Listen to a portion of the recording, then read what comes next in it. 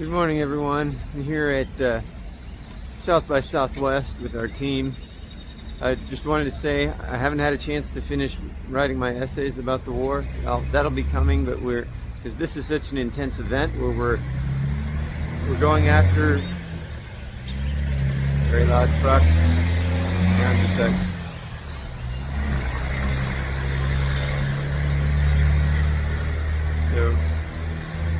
Well, it's such an intense event where we're trying to go to all these different sessions to hear what they have to say, to hear the ideas, and we're going to be putting out some videos here of kind of daily on what we do. We're doing a daily debrief. They're kind of long, and I don't have time to really edit them, so I hope this is helpful for you and hope that you all enjoy this. Thank you.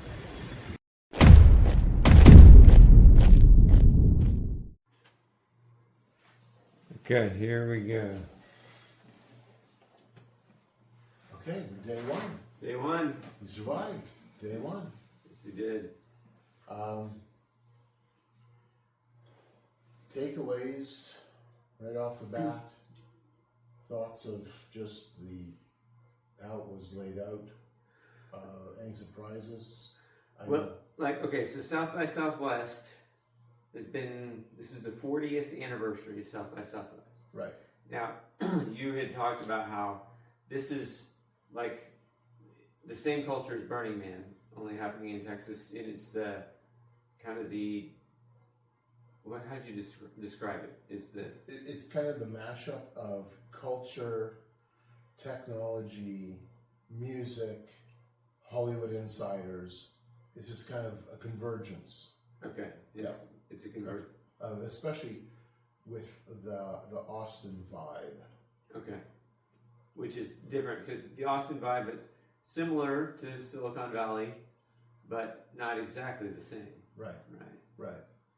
Okay. It was not quite as organized as we expected. I think because they're trying to adjust because they don't have it in the Austin Convention Center. Right. So that was one thing we had to struggle through, figuring out how to go stand in lines and go to the events. Yeah. And there were several events that we couldn't get in. Yeah. I think we stood in line more than we actually were in some of the workshops. Yes.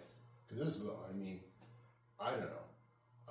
After we split up halfway through the morning, that one hallway, it was impossible. You couldn't find out where the line began, where the line ended, where you went to which studio, to which room space. Like, it was so packed. It was crazy. Mm-hmm. Yeah, and then they had to push us against the wall and extend the line. And then they wanted to have several of those events audio simulcast, but some of the ones that we wanted to go to, they didn't do that. They didn't have it available because they tried to do as many as they could, but they apologized for it. So I've got a question from Brian, because he's the guy that has this magical ability to have conversations with folks. I don't know, what were your thoughts, Brian? Because you were so overwhelmed with people all around all the time. It was crushing. Yeah, it was crowded in places, and you stood in line, and you're treated like cattle. Right? Go here, stand over, and then everyone shuffle over, and then we'll go down and get in, and people really didn't know what to do or where to stand, so it was kind of chaotic. Yeah. In the beginning, but overall they managed it well. Yeah. The speakers were good, the rooms were good. A lot of them were full, and I really liked the part where you could actually stay in the room to watch the next speaker, even though they weren't supposed to do that, I found out. Right. So, because if a really hot speaker was coming on next and everybody wanted to see, they wanted everyone gone so that, the people that really wanted to see it could get in, but we broke the rules a bit, but they were great, so it's okay. But overall, I thought it went well, but it was a bit confusing because you didn't know really where to go, and there was lots of rooms. It was a beautiful facility, though. Oh yeah. But you're right, and because this is trying to make up for the lack of facility. What a nightmare it must be for the organizers, the volunteers, the staff members. Tremendous amount of work they put into this to get it organized. Yeah. And you know, so in many, you know, I don't want to be too critical of the things that seem disorganized, because it really, I don't think it was disorganized. There was just so many people. It's just so how do packed. you manage that? Right. I think they generally did a good job at putting it together. Yeah. Multiple hotels. We were only at the Hilton today, pretty much. I did end up going over to the Fairmont for the International Expo, Yeah. and you all went We to. went to the Courtyard Marriott. Yeah, went to the Courtyard. Yeah. Okay. Yeah. Okay.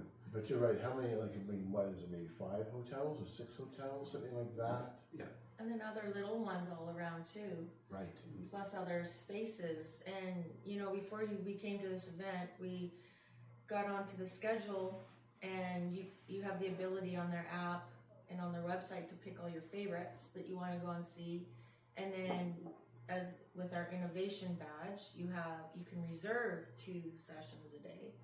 And so I know myself, I went through. I think it took 4 days to go through everything. Yeah, I marked all my favorites, and then I tried to reserve, and then, you know, anticipating, and then unfortunately, because of the chaotic, seemingly all the hotels and stuff, you find that now you can't get to all the sessions that you wanted to, so you're skipping a lot of the sessions. But even if it was all in the same place, overall, there are so many sessions that you're not going to get. There's no way. Well, and to your point, Jenny, you were going through, so you didn't come with us, but you went and spent time looking through the webpage, scouring it, reading it. Absolutely. And the messaging was just what strikes you, is everything is about collaboration, coming together, overcoming, rising above, influencing. I think some of them actually said things like seeding ideas and things like that, and that was the constant in all of the descriptions of the speakers, the descriptions of an event. All of those things were And thematically, one of the big thematic ideas that we all noticed today being there was promoting the idea that evolution, that human evolution, or humans and artificial intelligence will evolve together. Yeah, that theme was there. Right from the very first session, like the opening, there was already hints of what that was going to look like. And then part of the question that comes with that is, who does this? Yeah. Who funds this? And who, I've got on my notes, who's building the future? Because that first workshop that the 4 of us went to was entitled, Who's Funding the Future? And implied in that workshop was, whoever's funding it is building the future. Mm-hmm. And And that's true. yes.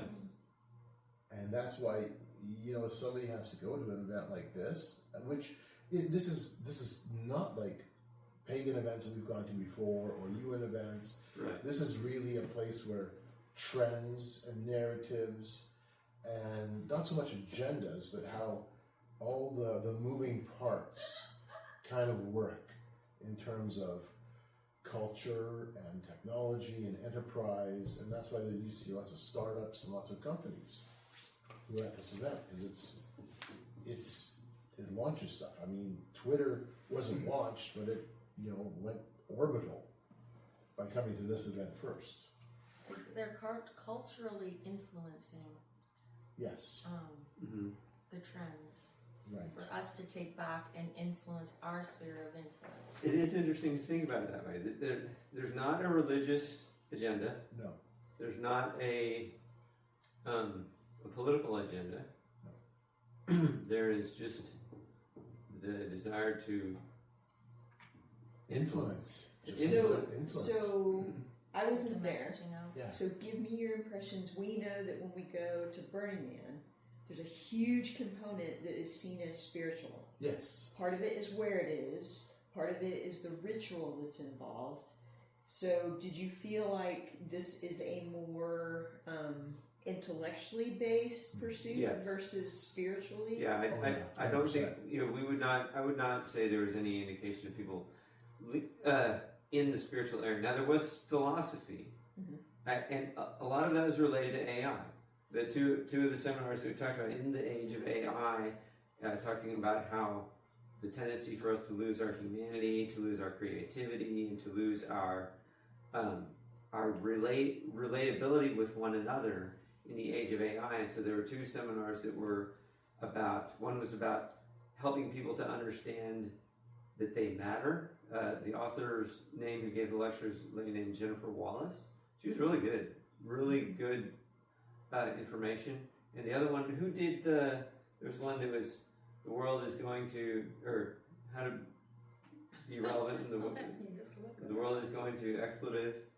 I'll get that. Well, there's no expletives. Okay, well. Well, they're not wrong.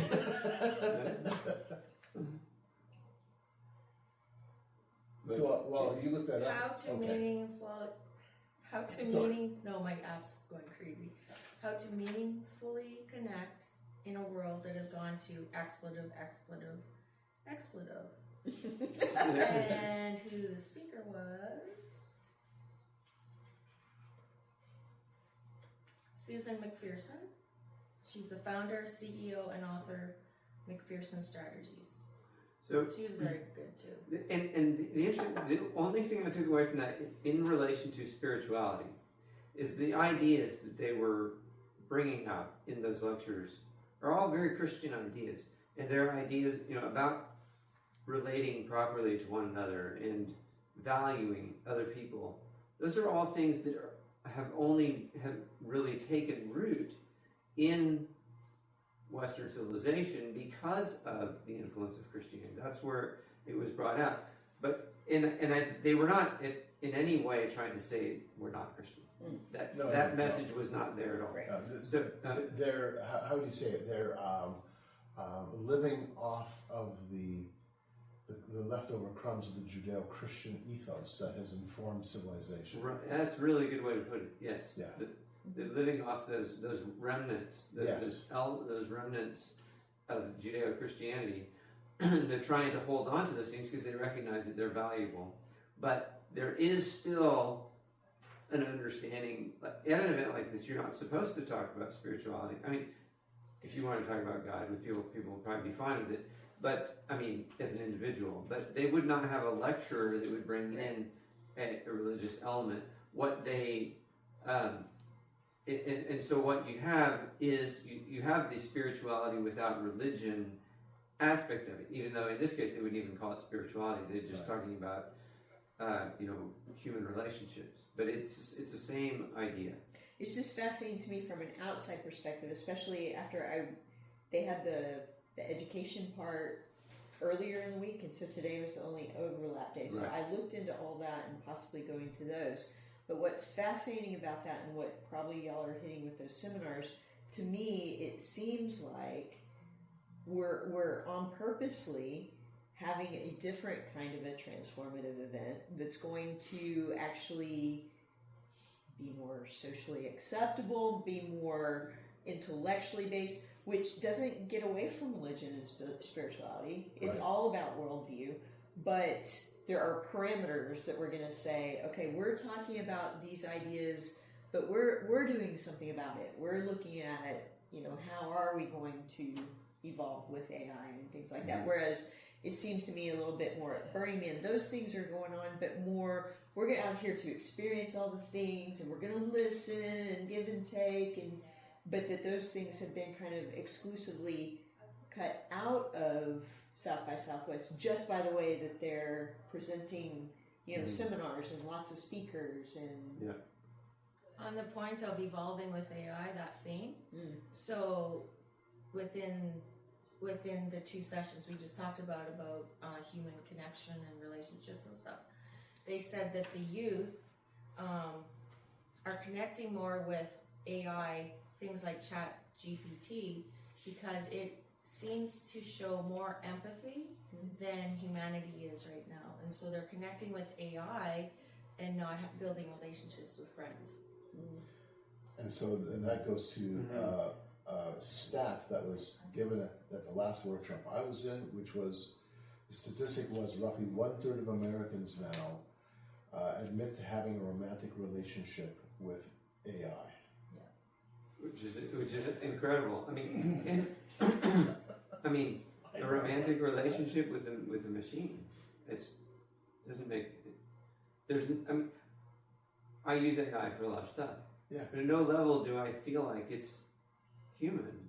I know. And It's because it tells you how wonderful you are. You're not using that with you. I was just gonna Not the one who lives with you anyway. I was just gonna say that is because when you interact with AI, you, through what the questioning that you're presenting to it, you are creating what you want to hear back.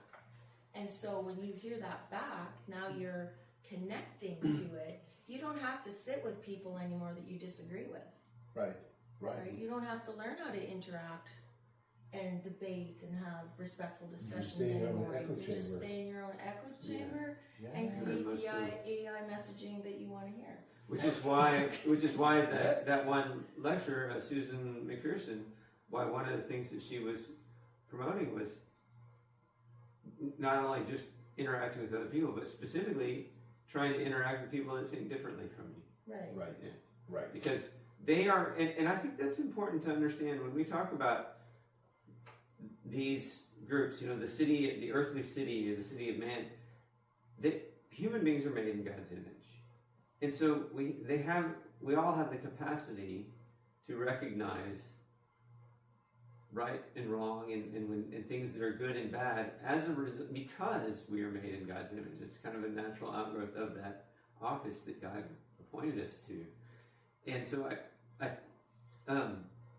just think it's important to recognize that, because when you're dealing with the people that they're looking to try and make sense of the world around them because they see the changes. And so you have someone like who comes up with those ideas, which are actually some good ideas. Yeah, and there are good ideas. I mean, there's some pretty cool things that we're going to be learning during the course of this week. Some interesting takeaways, that's for sure. And then at the same time, wrestling through, okay, what is that? What is the broader narrative, that broader trend that this is taking us down, that road, that trend road? Just a few things from the first talk, which was on who's funding the future. And again, all four of us went to that. The question arose, who's building the future? Well, whoever's building the future, whoever's funding it is the one who's building it. And I think the stat I heard, and maybe folks can correct me, that 70% of current capital funding now goes to AI development, startups, and AI operations. And that the big elephant in the room is infrastructure, the infrastructure needed for building AI, and that right now the most amount of capital in the world's history, in the history of the world, is being dedicated to one thing, AI and its infrastructure. Did I hear that right? Yes, you did. Because that's mind-blowing. It is mind-blowing. And here's an interesting thing that another elephant in the room that they didn't talk about. And that's what the difference in the emphasis on AI in the West versus what China is doing with AI. And they're two different things. And Brian and I were talking about this earlier, because the West is looking to create AGI, artificial general intelligence, believing that once we achieve that, we create this superhuman intelligence that's going to be able to govern humanity, because we're imperfect, and it will, even though it's not perfect, it will, maybe come closer to being perfect and govern. But to be able to create that, and that's what they're striving for in the West. What China has done with AI is they're taking the AI, they're attaching it to robotics, and they're using it to keep up their manufacturing. They're actually making real things and selling those real things to the rest of the world. And that, the big competition between the United States and China geopolitically is who's going to have the greatest influence on the direction the world is going. China is basically making a bet that the world's going to need real goods, real things. So they're going to come to us because we're going to make that stuff, and we're going to use AI to make it. We're betting that the world's going to look for some superhuman intelligence to govern all of us, and that requires a widespread belief in a re-enchantment idea, Right. which is pushed through the United Nations and all the other things that we talk about all the World time. Economic Forum. Right. And so and there's no guarantee they can actually reach it. Right. So that's kind of one of the big geopolitical concerns about this, is that when the world is like, okay, you've created the superhuman intelligence to govern us, well, we kind of don't necessarily really want that, but we do want to be able to have things that help us survive, materials, and if China will help us build our factories to build some of those things, or we buy them from them, or however that will work, we might be more inclined to go with them. And then they're going to be the ones that influence the direction of the world for the next 100, 200 years instead of the West. So this is a superpower race, and the vision of how our world will be automated fits in that the clash between two superpowers. Yeah. It all sounds like management to me. Well, It is. The thing is this, China has more control over all their people. Right. And they have all the money coming in, and we were in China. It was unbelievable to see China, and this was a number of years ago, but it was unbelievable to see the giant buildings, the infrastructure they have. How modern they were. How modern they were. Very tech. Compared to us, and we were all over the country. We went so many places, it was unbelievable to see. But their cities were something else. Their roadways and everything. It was amazing. They are light years ahead. I hate to say it. Right. Their train stations were like football fields. They're that big. And then the trains, they went 320 kilometers an hour up in the air. They're all up on 30 feet up, on 40 feet up on stilts with all cement, and they're electric ones. They hover and they go. And they had a speedometer on the end of each car. 325 kilometers an hour, I think, was the fastest that we went. Like, it's unbelievable how modern, and the train stations they have were like, they're a foot like a stadium. They're giant, massive. Because they can take all of their wealth, Yeah. all of their creative energy towards the goals dictated by that political collective. yeah. Yeah. Whereas in the West, we all are allowed to pursue our own.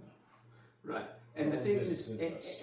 and I think the mistake that the Chinese are making on that is they're looking at how things are now, and they're seeing how well they have advanced and how we're kind of been in decline, and they think that proves that their authoritarian system run by the Chinese Communist Party is superior to ours.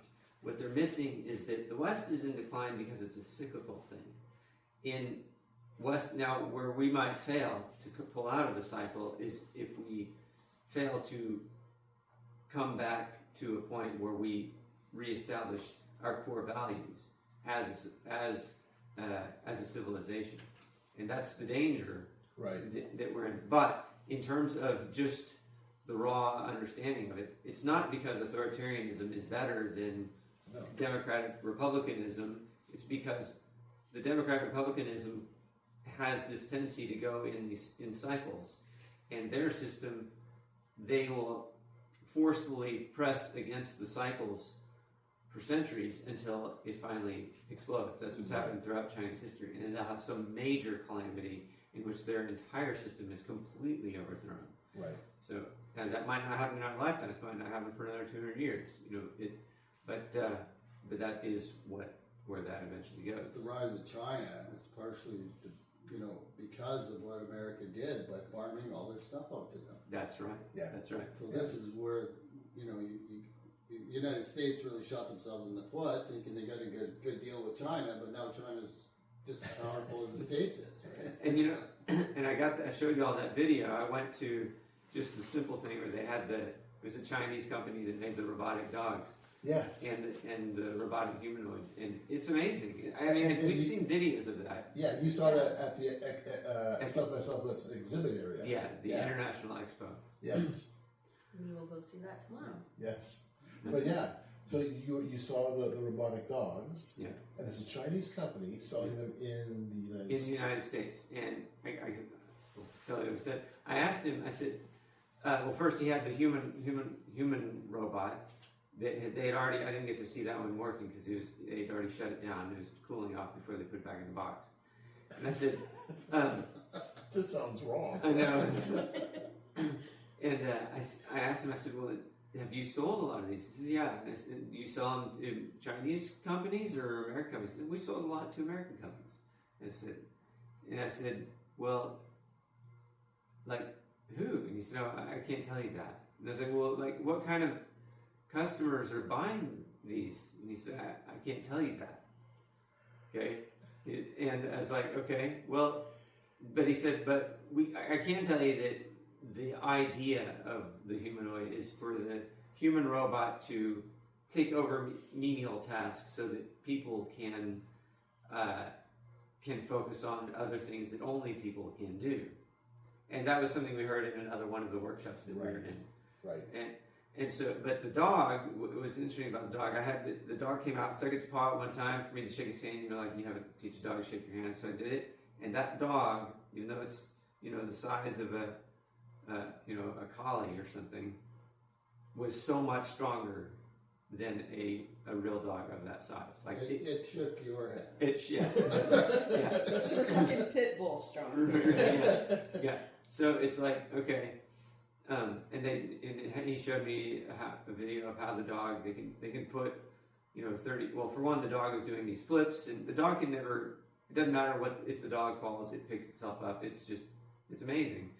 And it can walk across rough terrain. You can take it hiking with you 3 miles in the woods and put your cooler with all your food on its back. You get 2 of them, put your tent on one, and put your cooler on the other, and have both these dogs walk with you to some remote location. You can set up a solar panel there and charge the dogs while you enjoy being out there in the woods by yourself. And then you can have your dogs, these electronic dogs, haul this stuff back. Wow. So, and he said they can use the dogs for security. We could get a dog and put it in our house, and we could train it to be a guard dog in our house, and I'd never have to clean up dog poop. Which is the priority. Yeah. And doesn't shed.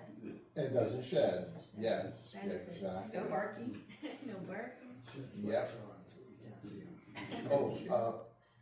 Before I forget, quickly back to the first workshop, because that's really, I think, the only one where the 4 of us were together. Yeah. One of the things that I wrote down, and again, I need to go back through a little bit more of the notes, but 3 trillion is coming through philanthropies and foundations into the field of AI, and then the question of putting an ethical structure in place, the conversation that we need to bring civil society to the table. Okay, who are you going to bring to the table? Like, is that the Rockefeller Foundation? Elon Musk. Yeah, exactly. Peter Thiel. Faith-based groups. Who's coming to the table now with these funders to bring that moral legitimacy to this development? Yeah. But they also said too, they want to bring civil society because then it'll give not only credibility to the project, but also transparency. That's right. And I forgot the other thing. Yeah. So then you've got actually it's Transparency and progress. Civil society yeah. can see progress, Yeah. which then makes it more credible and give it validity right. to then for adoption. Yeah. Okay. Interesting. Again, I guess the only other thing in terms of the first workshop was I didn't quite catch what they meant by the term sovereign AI, but I heard that phrase at least once. I heard that a lot when I was watching the World Economic Forum. Okay. That means basically if you're the creator, Yeah. it's yours. Okay. So it's not actually giving the AI Right. sovereignty. It's the creator who has sovereignty Okay. through whatever you're creating. You are the one that can still operate it, owns it, has recognition for it. Okay.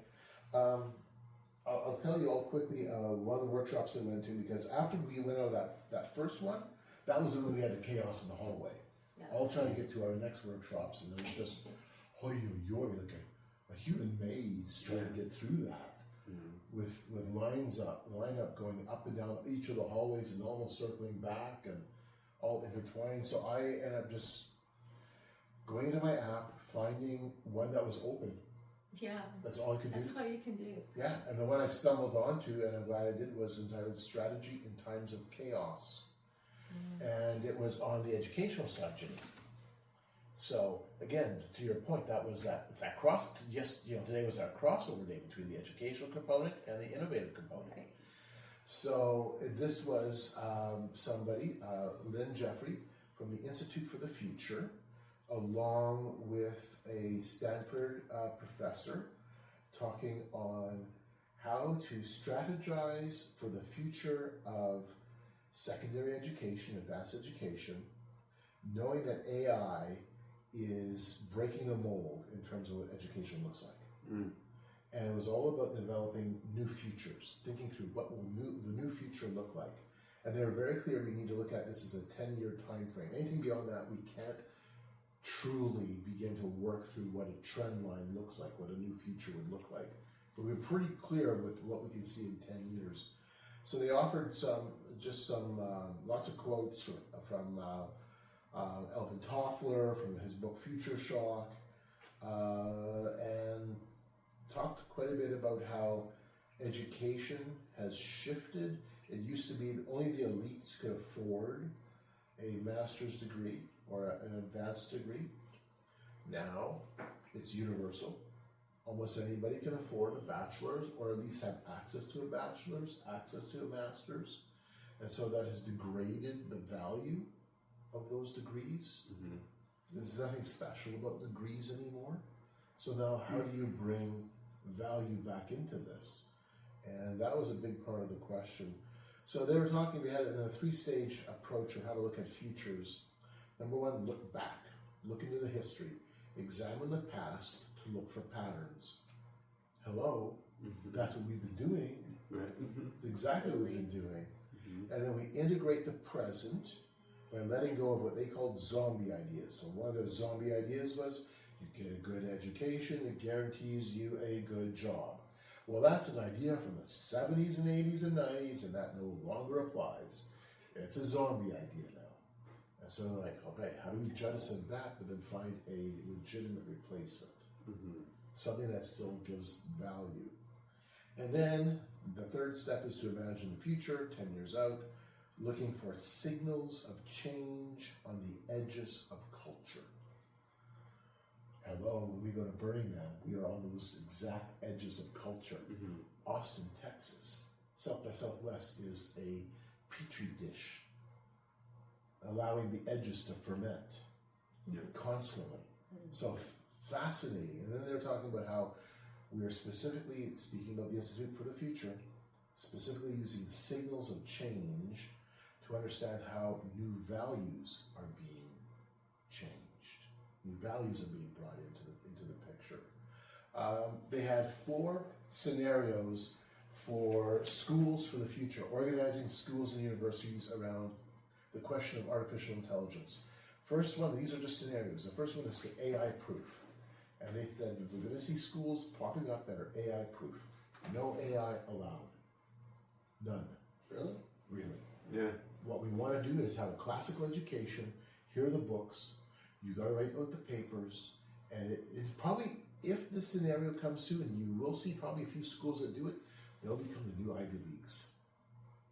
Because all of a sudden, Because the people have to think for themselves, Right. and they don't have AI doing all their work for them. right. And so the second school is AI collaboration. You bring in AI to the point where there's a working with the AI as a tool, And then number 3 is AI adjacent. Let's get good at skills that the AI can't do. And then the 4th scenario is the AI directs the university, which is the route a lot of universities are now looking at. So they're saying that all 4 of those are going to take Yes, shape? all 4 of those will probably take shape to some degree in the next 10 years. As the university system begins to wrestle with, what do we do with it? Which approach do we take? Really interesting conversation. So the ones that said what the AI can't do, Yes. who's that going to be? The tradesman? So, yeah, trades. But if AIs can do Some I guess things. there's some things they can't do yet. Right. Yet. One of the things, so they were talking about how one of the top, well, actually the number 1 job in America in terms of how many people are employed by this job, the number 1 job is home care and assistant living, so like, I guess, like nursing assistants, that type of thing for the elderly. And you need humans to do this. But it's also one of the most underpaid jobs, but maybe that becomes the new skill. So some really interesting stuff. The lady from Stanford talked about how AI, she's approaching it from the position of history for the future, trying to understand the past so we grasp the future, so we can imagine what the futures look like. And she's pulling the concept of AI from 3 different streams into her use of artificial intelligence. And that includes ancestral intelligence. We kind of know where that goes. Ancient intelligence and archival intelligence. We bring those 3 streams of what we consider to be unorthodox, especially the first 2, unorthodox ways of approaching knowledge or intelligence. You pull from your ancestors, you pull from your lineage. From certain perspectives, you pull from the spiritual side of that. And then the ancient intelligence, drawing from those ancient models of worldview, integrating that into your AI learning, and then accessing archives through AI so that you can start to reframe basically the human condition, not just simply from the perspective of here's ChatGPT telling you what the future is going to be, but we're going to examine those patterns, look back at those patterns, and then integrate them into the present and project the future. So that was a conversation. Talked quite a bit towards the end about how, and I did not know this, how the Black Panther movement had their own school. Yeah, and free breakfast for kids. Yeah, I didn't know that. Yeah. And so they talked all about how we need to kind of emulate the Black Panthers. Interesting. Yeah, it was. They did all kinds of immunizations and like low cost healthcare that went into the neighborhoods because people couldn't afford either healthcare or to get to where there were free healthcare centers. Okay. So the Black Panthers mobilized healthcare, food supply, education, and I think even stuff like elderly care Okay. that was not at all available to their community in the 60s. Because, see, that came up. The Black Panthers came up as a model. Fascinating. Yeah, I know. And the big takeaway, and they were very clear about this, is that children are not just the parents' responsibility. The whole community has a responsibility to collectively bring the children forward. Because this is all in the context of education. Right. Anyways, that was the takeaway. Some of the stuff I pulled, and there's more stuff. I got pages more from their talk, but I'll shut up. You were talking about messaging, and I'm not bringing this into the conversation, but you were talking about messaging, and when you made your 3 points there about the ancients and that, I hear that messaging through the psychedelic movement. Oh yeah, that's there. Absolutely. Yeah, so the medicine, right, the indigenous cultures with the medicine, right, and how it's the ancestors who brought it forward, et cetera, et cetera. Yep. So it's interesting again because I'm all about messaging every time we go, and I always connect all these messaging dots. And so as you were talking about that, I just kept going back to psychedelics, Psychedelics. Yep. Yeah. Quickly before I forget, the question arose: what should be the primary goal of education, especially in light of these future changes? And schools have to center now their educational goals in these 3 primary points. What is your identity? What is your purpose? What is your direction? Identity, purpose, direction. Nothing to do with education. Right. Nothing to do Those with are- the classical understanding of education. Those are philosophical and spiritual ideas. 100%. These are change agents. Identity, what was it? Identity, purpose, direction. Identity, purpose. Change agent. Those are change agents. That's, yes. Wow. All right.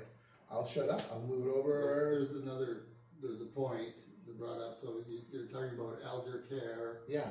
and all this stuff. Well, in Canada, they got that solved. Yeah, we made them. We just put them to sleep like dogs, right? Yeah. Like, this is the problem. Like, I know. do they have that in the States at all? I think in Oregon only, right? Or, okay, one George? state so far. What? The Assisted Medical suicide. assistance dying. suicide? Right. Is it legal in Oregon? I think limited. Because they are pushing it like crazy. Canada. Yeah. Like, they have killed how Totally. many? They just celebrated a number the other. Yeah, we're last week. actually- What is it, 1 million or? No, 100,000. We've hit the 100,000 mark. I think MAID is now the 4th or 3rd leading cause of death in Canada. Wow. Yeah, Medical they are assisted. pushing it. Medical assistant dying. Suicide. Yeah, euthanasia. It's euthanasia. Put you to sleep like a puppy, Yeah. unwanted puppy. Yeah. When you brought up the healthcare or the elderly care and that, did they bring up wearables? No, they didn't talk about That's wearables. interesting, actually. Yeah. AI and wearables. Yes, it is. Yeah, interesting. Okay. All right, that's the talk I went to on my own. So tell me a little bit about your talks that you guys went to that were different than mine. I found it interesting. We live in rural Alberta, Canada, and so I deal with, these lifestyles around me, and one of them is 4-H.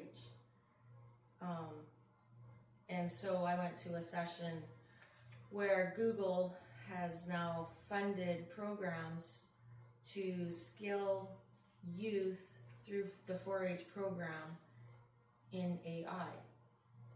And so it was all about sustainable agriculture through AI, how 4-H is more than just horticulture now with AI. I find it interesting that Google would target or pick 4-H because that's the youth, and that's what they need is the youth, to indoctrinate the youth, if we want to use that word, right? To bring them into adoption. And they had an 18-year-old 4-H'er, and he was talking all about how he was concerned about mental health. I'm just trying to find what he said about it. But that's motivating him to start building mental health models to train AI. Oh, interesting. Yeah, in better mental health. And again, he didn't bring this up, but through a World Economic Forum few sessions that I watched about this, again, it's the wearables. So basically, you're wearing a device, could be your watch, could be an ankle bracelet type thing, where you go to the hospital, they take all your biometrics. Now it's implanted into a database within your country, soon to be globally, and then it's attached to this wearable, and then you go home and it's constantly monitoring your health, your heart rate, your blood pressure, all of that stuff. And they say through that you can identify this one country that's doing it. I always forget the country, but they're doing it, and they say that their breast cancer has reduced like 30% because they're detecting it early on through their biometrics within these databases. And so they're saying it's saving lives, right? It's like, what a great benefit. And sure, if that's what it was actually for, right? But It becomes management down the road. yeah, Just a yeah. byproduct. Isn't that, yeah. But to that point is with the mental health piece, because we also attended one We did. about eco-grief, Yeah. and how youth are having mental issues now within school over eco-grief, which we'll explain soon, Yes. and mental health issues. And it's just brought me back to the 4-H 18-year-old wanting to make these models for mental health that then obviously we know will be a wearable, and like who determines if I'm sane or not, you know? Like, Good Right. point. Right. you know, it just brings up so many There's so many variables because it's that could all go wrong. it's completely subjective, and Yeah. and it's a clash of values, because as we know, you can't have those values. Those values are not compatible. I mean, they think that we have mental health issues just by the fact that we're. I mean, there's a number of atheists that think that Christians have mental health issues just because they believe in God. Yeah, absolutely. Yes. And I don't know, would we say the same thing about atheists? I wouldn't say that atheism automatically means a mental health issue. No, not at all. And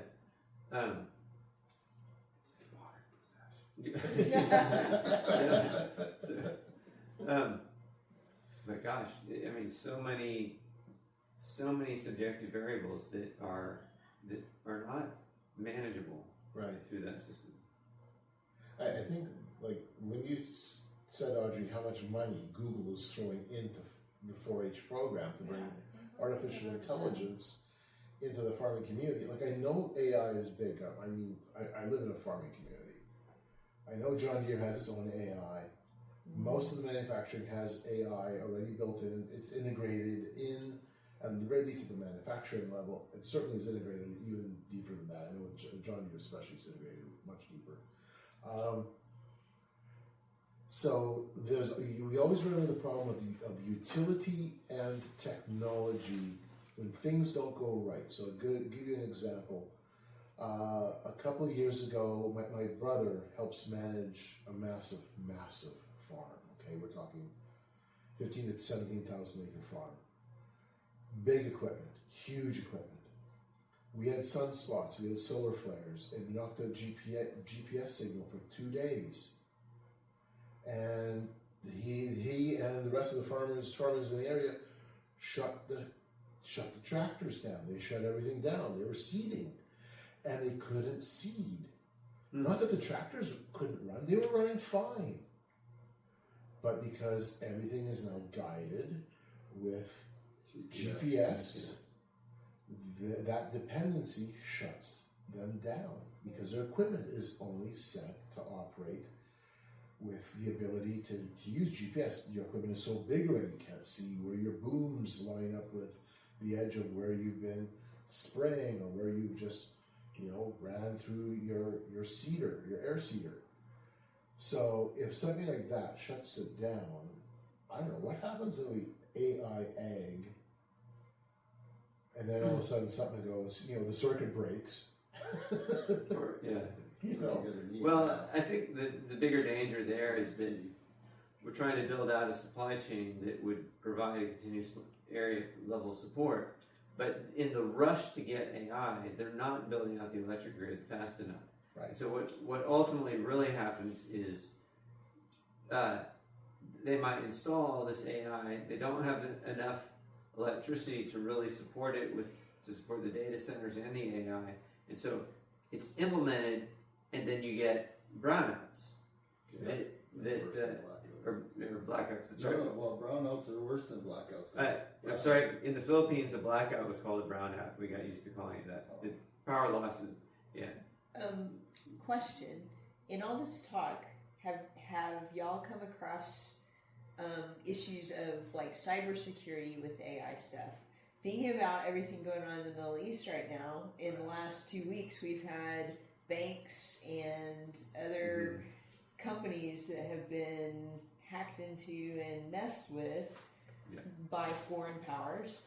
So what does that look like for our farming? If somebody gets really mad at us, can they go in through AI and affect our food supply? Can they, if we don't know the evolution of AI, if we're happy to say, because we're at such a high level of using AI for precision and maximum yield and all those things, at what point can they mess with our technology and just mess us all up? Yeah. And you know, because AI is being looked upon on every domain of our Right. existence, every Right. domain, from Right. transportation to Yeah. you know supply chains to agriculture, every domain. Right. So if that's true, then are we also making sure we're putting all the money and tech and investigating and study into? Okay, if that's true and that runs every aspect of our lives, how do we guarantee that not only does it not go out, but it's actually working to help us instead of against us? Right, exactly. And if we actually ever did develop AGI, could we even guarantee that the AI, that the the great intelligence collective might decide that we're actually not that helpful for it to continue to exist? You know, I know. And you know, and we were only in day one. So, Yeah. So I know for you, Audrey, you got listened for tomorrow. I think Brian, you do as well. The talk on AI energy infrastructure, Data centers. Yeah. data centers, yes, and the energy is going to take for that. So I don't know, you know, Jimmy, to your point, there may be conversations around AI security, but we're really racing into this very quickly. we're racing into it because we feel like we have to. Right. That's the thing. One of the things that's driving this is the feeling that we have to beat China in the AI race, because if we don't, then China's going to end up dominating the world. That's a big driving factor. But don't you think at a more low level everyday person, there's a bit of hubris there too? That idea of we want this because it's going to make our lives easier. I think Why that's- would I mean?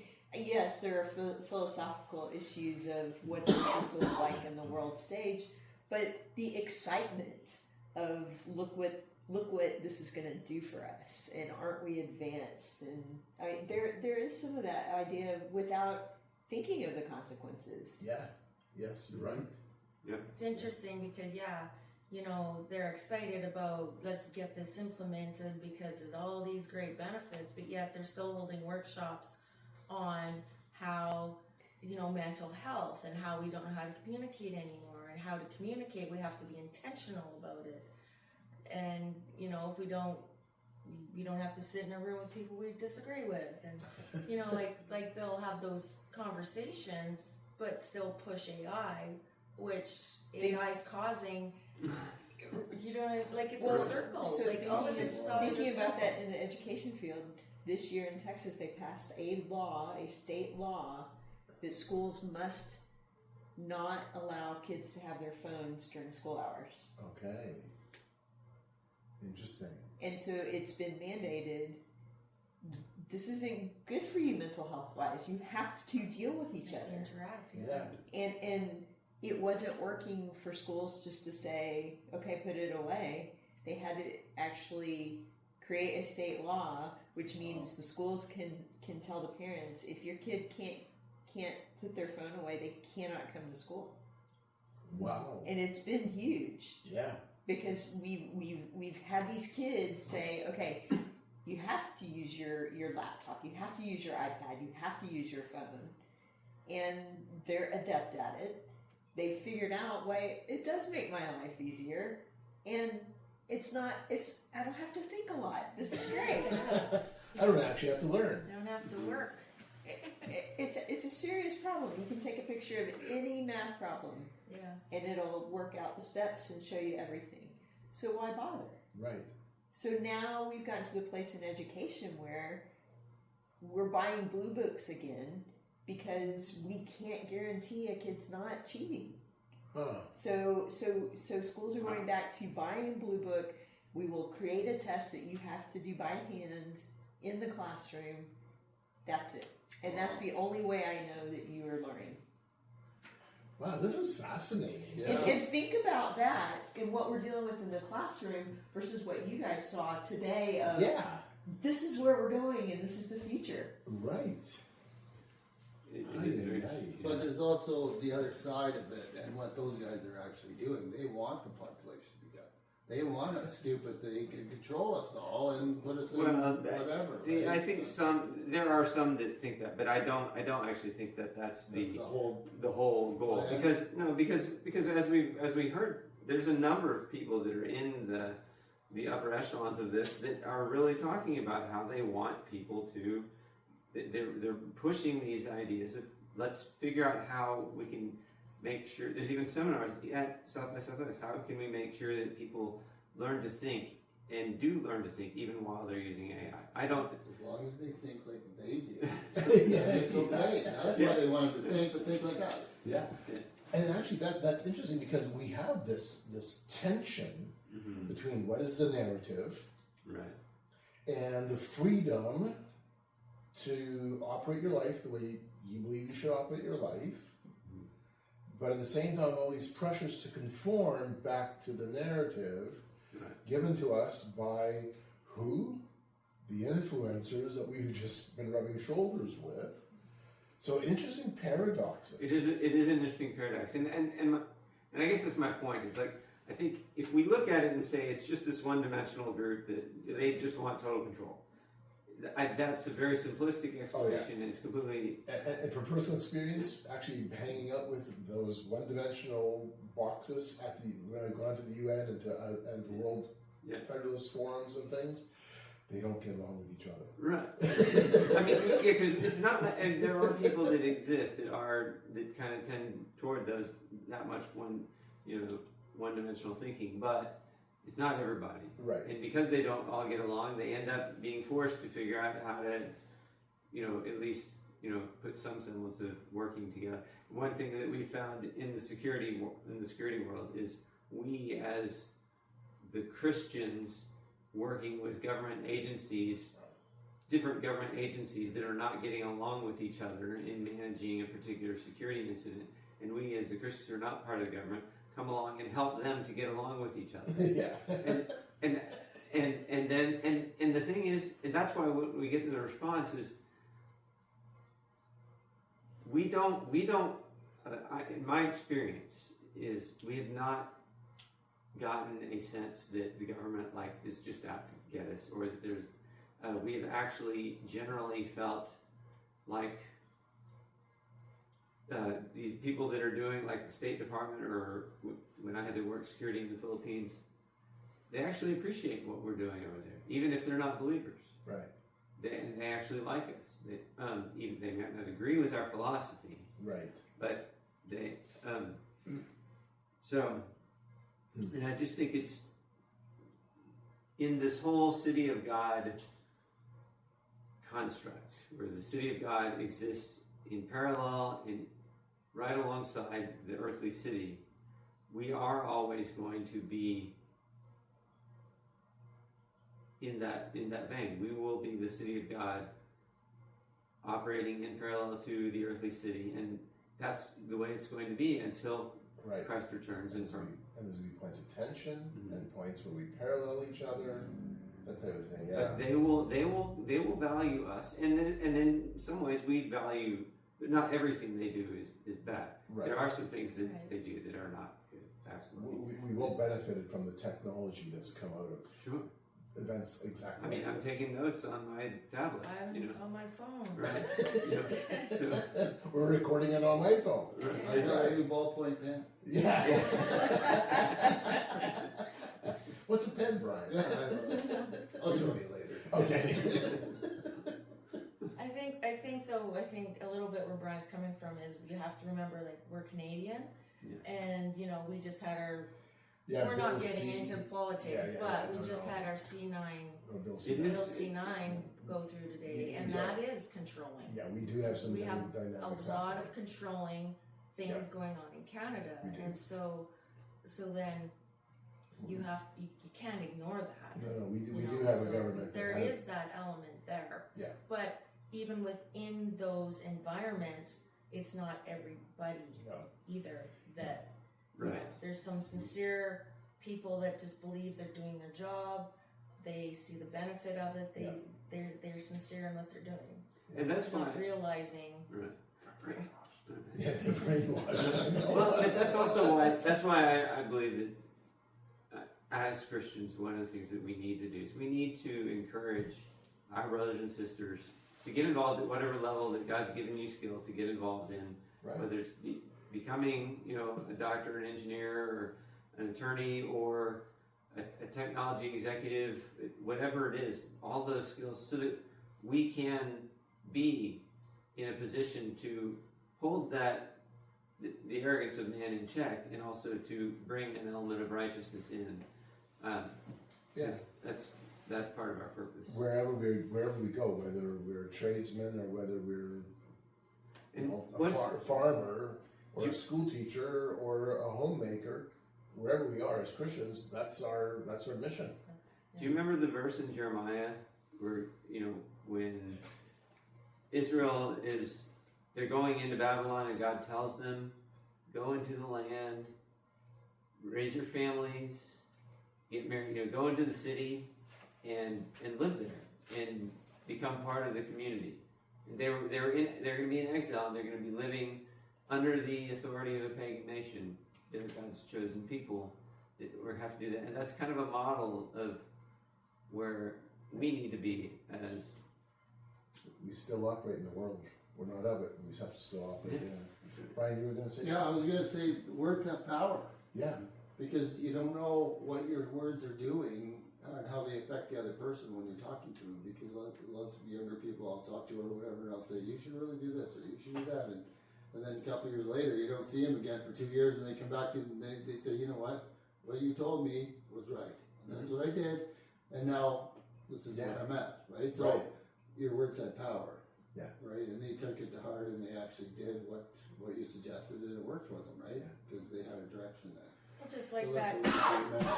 just like one young lady that we all encountered at Burning Man a couple of years ago, Mm-hmm. where our words had power in that now she's communicating that she's come back. There was You a know, conviction. There is a conviction. She's now going to church. Yeah. Right. You know, Yeah. No, that's cool. You're right, Brian. And a lot of times you don't hear those stories, though. You never You know don't know. Right. what you're planting out there. Right. Exactly. Exactly. I know we went off on a huge rabbit Yeah, trail. we did. Right. But that's okay. I'll land it right back on you, Audrey, in terms of that talk that you guys, Brian, you were there with her that one. Right? No, you weren't. Which one? I don't know which one. On agriculture. Oh, Were you the one on agriculture and AI, or was it just? Oh, I was. you fell asleep right now. That's a good dosing then. Well, So- start talking. I'll come back. So, what are the takeaways? What are the takeaways? Well, the rep for Google that was there, she was talking about how important food security was. Oh, okay, yeah. And so partnering with 4-H for food security, by skilling them in AI, they wanted, let me see if I can find that number. It was a huge amount. By 2030, they wanted, like, I think 60 million youth skilled in AI. And these are our farmers And- of the future. Farmers' sons, yes. Yeah. Daughters. Yeah. Which I was talking to a guy from Brazil. There's 10 a- million youth by 2030. 10 million youth. That's a huge amount. Yeah.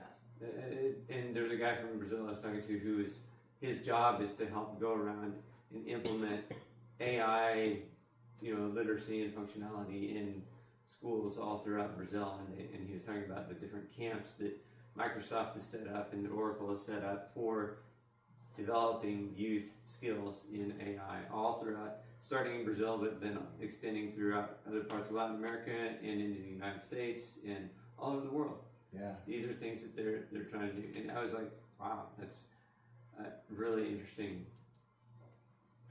And the other Yeah. thing to think about is how much farmland does China own in the States and in Canada? Huge. Huge amounts. right? Yes. So, And right across Latin America. Mm-hmm. yeah, Yeah. and they're not stopping, they're slowing down. Right. So, Jenny, what time do we have? It is 9:34. 9:34. Oh wow, we have so much more we could Yeah. hash Yeah. through. So much We're more. not going to get into eco-grief. Yeah, I That's a know. whole other Probably need to, let's 3-hour we just do it. conversation. Can we turn because we did talk a little bit about eco-grief in the car, but Yeah. maybe do a 5 or 10 minute just Go. Discussion of Go. eco-grief. Okay, Go. eco-grief. So Yeah, Carl and I and Ted. Explain what eco-grief Yeah. is. And we first. left early because we were starting to get irritated. and, I was getting irritated. but to your credit, Audrey, you kept your poker face on. You did, though I know I could see the invisible smoke pouring out of your I looked ears. sideways at you once, and then I just went. So an entire session on the emotions of climate change, centering on eco-grief for school children. So we had two educators who were telling us about the depression problem in the classroom, how in the 1990s there might be one student in the course of a year who has mental health problems, but now fully half of her class is suffering from depression because of this burden of carrying climate change on their shoulders. These are 10-year-olds. She's talking That's right, about. they're 10-year-old kids. This is grade 5. So that was pretty wild. It was all on climate mental health and trying to find hope in the midst of climate grief and eco-grief. And I guess probably one of the takeaways was this is a form of activation, because the bottom line, and help me with this, Audrey, I could be off, hope only really comes through action. You got to take action. Now that you've suffered this grief, you've suffered this trauma, now we have to engage in activities. We have to be motivated for change. This is their circle they drew. Believe that change is possible. Plan for a path forward. And we need agency to take action. Did we not just sit through a social revolution school right there? It's about action. It's not about education. Right. That's why they're willing to sacrifice the children, because what they're doing is, for the sake of this agenda of saving the planet, based on very questionable science of man-caused climate change. Right. They're taking away children's hope, telling them that mankind is doomed because of climate change that people have caused, some of whom are your parents and grandparents, or if it's not them, it's other people. But people are trying to destroy the planet for the sake of money. Again, where they're going is, that is a very one-dimensional argument on their side. This is one of those things that they're promoting that is bad, and it's a one-dimensional argument that it's all about money. It's all the the energy companies, but they are looking to they're taking away children's hope in order to teach them this, so that when they grow up, they will be activists. Absolutely. Manipulated. And what they're doing, and children need to have hope.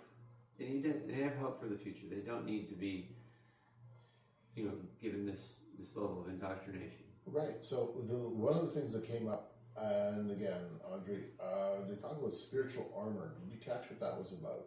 I kind of did. Yeah, one of the other, not the two speakers, but somebody in the audience brought up that hope is action, and it's really a form of our spiritual armor as we engage in this battle for climate change.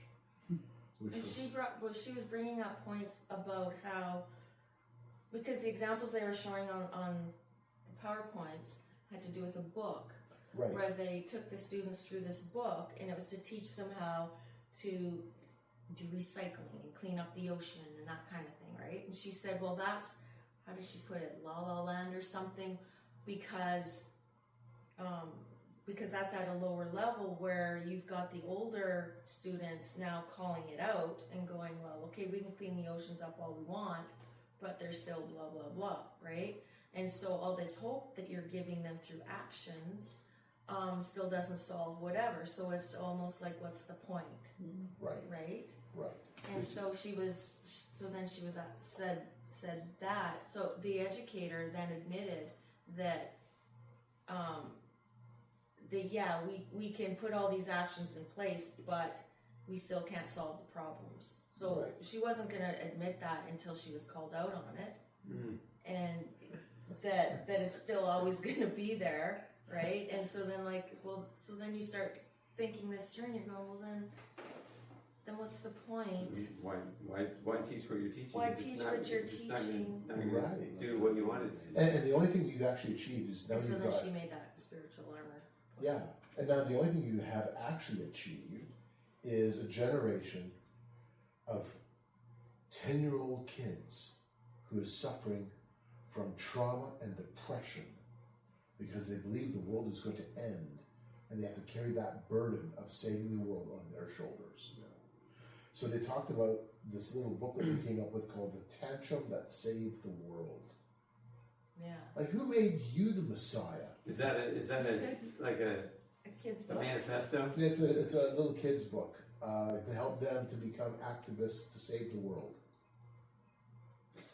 Because that's the only hope you've got to deal with this problem of this huge trauma and depression that you're living under. Do this. The or burden, die. the burden.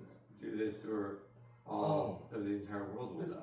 That's right. We have committed such an incredible example of child abuse, placing that kind of weight on their Pressure on them, shoulders. yeah. What Some pressure. kids will. Some kids won't care. Oh, Like, I mean, probably I wouldn't have cared. I wouldn't have cared. You and I, Brian, we would have just, I get it. You and I are cut to that same cloth.